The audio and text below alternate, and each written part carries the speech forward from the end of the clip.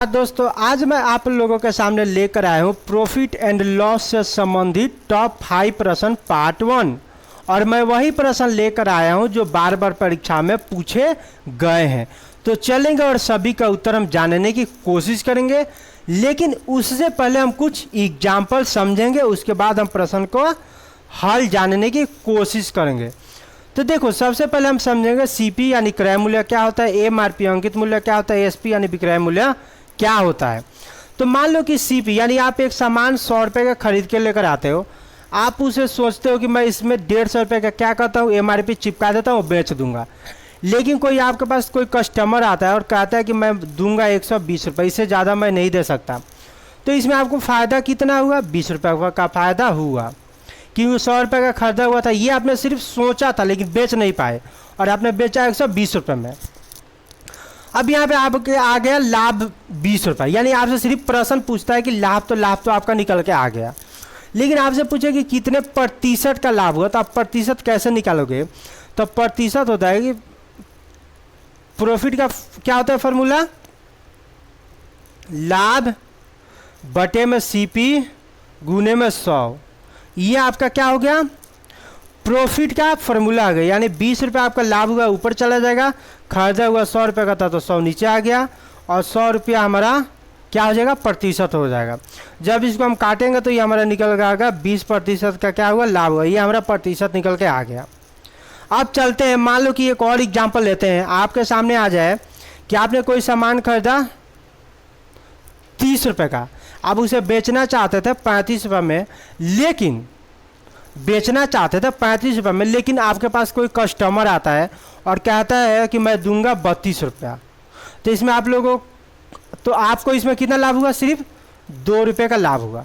ये 2 रुपये का लाभ हुआ, लेकिन प्रतिशत आएगा तो सेम वही हो जाएगा, 2 रुपये ऊपर चला जाएगा, खरीदे हुआ 30 रुपये का था, 30 नीचे आ जाएगा, 100 रुपये यहाँ पे आ जाएगा, और इसका काट कूट कर लोगे, जो आंसर आ जाएगा वो आपका प्रतिशत निकल के आ जाएगा। ये तो आपका हो गया प्रॉफिट के लिए।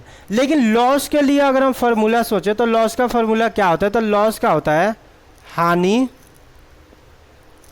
बटे में सीपी और गुने में 100। देखो फार्मूला सेम होता है, सिर्फ ऊपर हानि लग जाता है और ऊपर लाभ लग जाता है, और नीचे सीपी जो आपने खरीदा है, और यहाँ पे 100, क्योंकि 100 तो प्रतिशत है ही।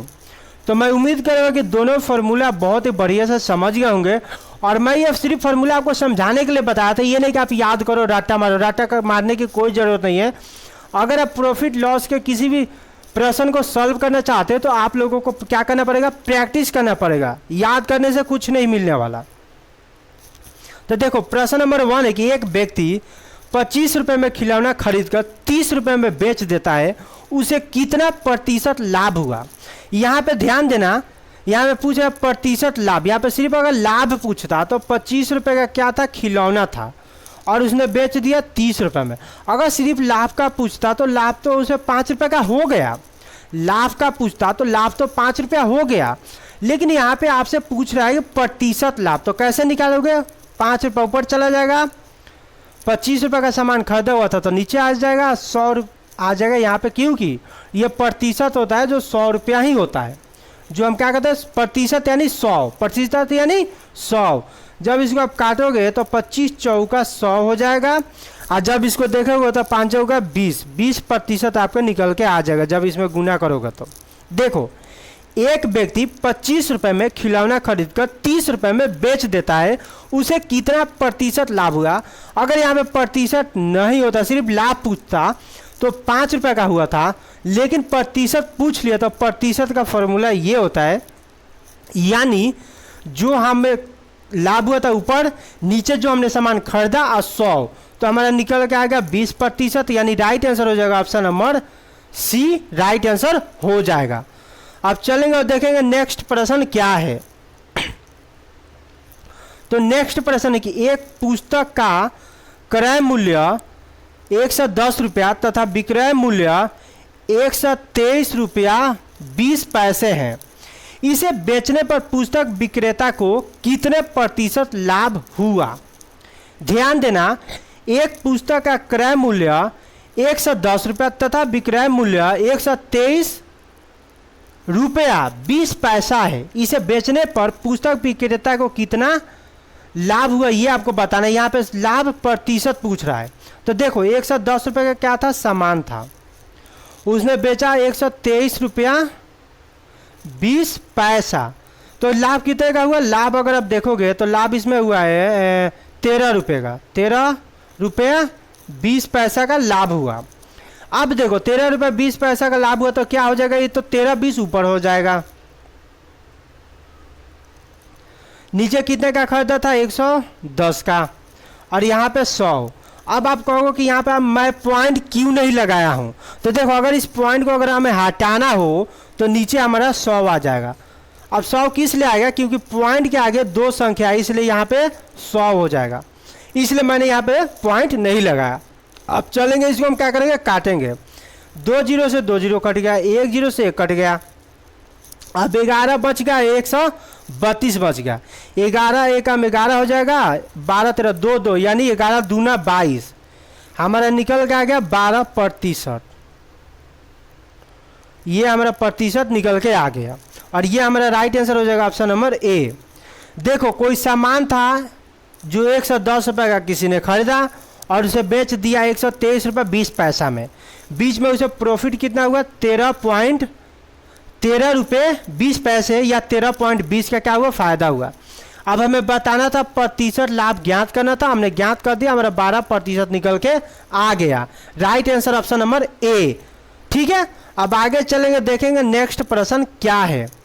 तो नेक्स्ट प्रश्न है कि 120 रुपये अंकित मूल्य वाली एक पोशाक एक दुकानदार ने 20% बटे में देता है, तो यहाँ पे आप लोगों को विक्रय मूल्य बताना है कि क्या होगा, विक्रय मूल्य क्या होगा।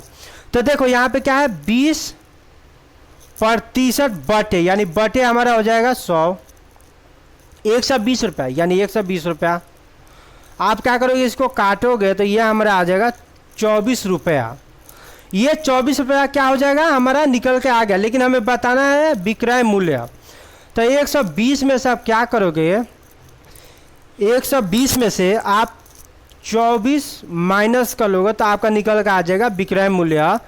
यानी जब माइनस करोगे तो कितना आ जाएगा, तो 20 का भी 4 यानी 96 रुपये आपका निकल के आ जाएगा। 96 रुपये आपका क्या हो गया, 96 रुपये आपका विक्रय मूल्य निकल के हमारे पास आ गया। देखो 120 रुपये का है अंकित मूल्य वाली एक पोशाक एक दुकानदार ने 20% बटे में देता है। तो विक्रय मूल्य आप लोग को यहाँ पे विक्रय मूल्य बताना है।